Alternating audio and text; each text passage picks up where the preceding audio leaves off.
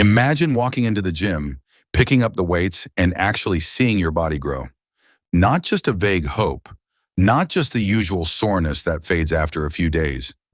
We're talking about real muscle growth, noticeable size and shape changes that transform how your clothes fit and how you carry yourself. This isn't just about looking good in the mirror, it's about building a body that reflects discipline, resilience, and strength. One that serves you not just inside the gym, but everywhere you go. And here's the thing. Building muscle doesn't need to be overcomplicated. You don't need fancy routines or constantly chasing the latest trend. You need to focus on 5 essential principles.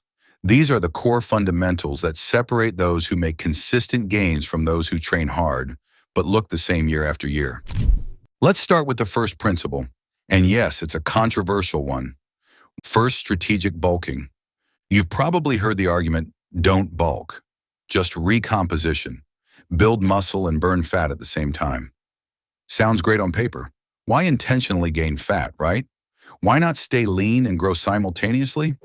Well, body recomposition is real, but it has limits. If you're new to training, getting back into it after a long break, or you're carrying significant body fat, then yes, you can gain muscle and lose fat simultaneously. Your body is so untrained or energy-rich that it responds rapidly to almost any kind of resistance training. But if you've been lifting consistently for a while, trying to do both, gain muscle and lose fat, at once often leads to disappointing results. You spin your wheels. You may not see meaningful muscle gain or fat loss, and end up looking the same month after month. That's where a proper bulking phase comes in. By eating in a calorie surplus, you give your body the fuel it needs to enter an anabolic state. That means better recovery, more strength, and faster muscle growth. When you're not starving your body, it can invest more resources into building lean tissue. Even trained individuals have shown greater muscle gains in a calorie surplus compared to eating at maintenance. This isn't just a beginner trick. It's one of the most reliable strategies for intermediate and advanced lifters who want real progress. Of course, not all bulks are created equal. The goal isn't to gain fat and call it muscle. A lean bulk means controlled weight gain, about 0.25 to 0.5 pounds per week on average. Some early weight gain might come from increased carbohydrates and water retention, not fat. That's perfectly normal. To hit that ideal growth rate, you'll need to eat around 250 to 500 calories more than your maintenance needs. A simple starting point is adding about 10% more calories than you normally burn. From there, track your weight for 2 weeks, and if you're not gaining, increase intake. If you're gaining too quickly, pull it back slightly. And yes, some fat gain will happen, but that's okay. When you diet later, you'll strip away that fat and reveal the muscle you built underneath. Plus, your body retains most of that muscle thanks to something called muscle memory, making it easier to maintain your gains even in a calorie deficit. Bottom line, if you're serious about transforming your body, a well-planned bulking and cutting cycle is still one of the fastest and most effective ways to do it. Second, progressive overload. Here's a harsh truth.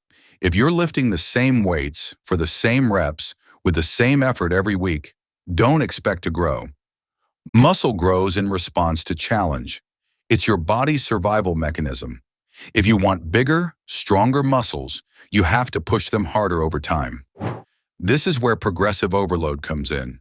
It simply means doing more over time, lifting heavier weights, increasing reps or sets, shortening rest periods, or improving technique and control. The easiest and most effective way to apply progressive overload? Add weight to your lifts. Now, overload isn't always linear. Some weeks you'll feel off. Life, stress, sleep, all these things affect performance. But your long-term progress should show an upward trend. To keep yourself accountable, track your workouts. Write down your weights, reps, and sets. Don't rely on memory or guesswork. A great approach is periodization, cycling through different rep ranges over several weeks. Start with moderate reps, 6 to 10, for a few weeks.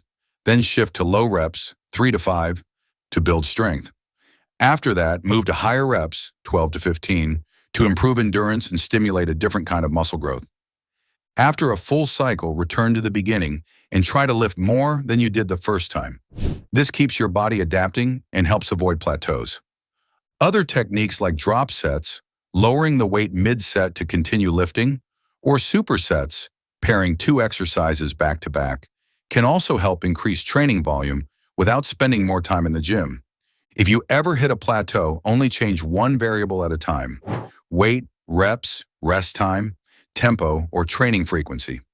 Trying to change everything at once just leads to chaos and no clear feedback on what's working. Remember, building muscle is about mastery of the basics. Push yourself, track your progress, adjust strategically. That's how you grow. 3. High protein intake. No matter how hard you train, your body can't grow muscle without the building blocks to do so. That building block is protein. Every workout creates micro tears in your muscles. Protein repairs those tears and builds them back bigger and stronger. If you're not getting enough of it, you're leaving gains on the table. Period.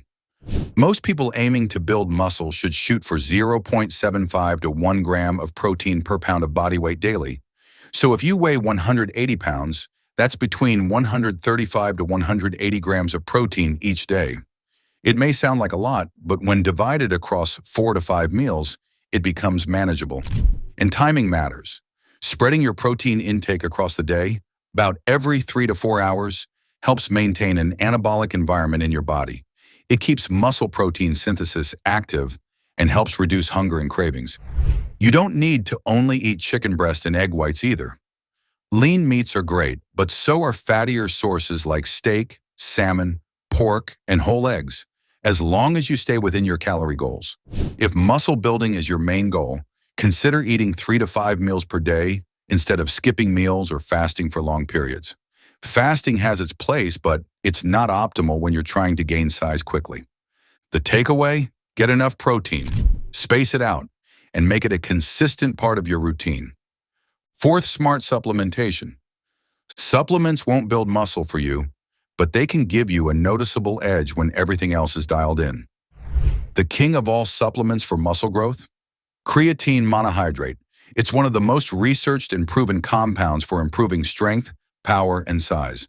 Creatine helps your body produce more ATP, which is the primary energy source for intense exercise. That translates into more reps, more training volume, and over time, more muscle. It also draws water into your muscle cells, which enhances hydration and supports growth signals. A typical approach is to take 5 grams daily for several weeks to saturate your muscles, then maintain with 3 grams a day. Timing doesn't matter. Just take it consistently. Other helpful supplements include whey protein, great for hitting your daily protein target, especially post-workout. Fish oil, omega-3s, supports joint health and reduces inflammation. Vitamin D supports hormone function and immune health, especially if you're deficient. You don't need dozens of products, just cover your bases and stick to what works. 5. Quality sleep. Now for the most underrated muscle building tool, sleep. Most people obsess over pre-workouts, diet, and training splits, but completely neglect the thing that actually drives growth: rest. Muscles are broken down in the gym. They grow when you sleep. During deep sleep, your body releases growth hormone, rebuilds tissue, restores your nervous system, and balances hormones like testosterone and cortisol. Consistently poor sleep sabotages all your efforts. It kills energy, tanks performance, increases hunger, and slows recovery. Long-term, it makes muscle building significantly harder. Aim for 7 to 9 hours of quality sleep per night. Prioritize a consistent bedtime. Keep your room dark and cool. Avoid screens late at night. Cut off caffeine by mid-afternoon. Reduce alcohol close to bedtime. If you need help winding down, try magnesium supplements or short meditations to quiet your mind. Don't underestimate how powerful sleep is. It can make or break your progress, no matter how perfect your training and nutrition are.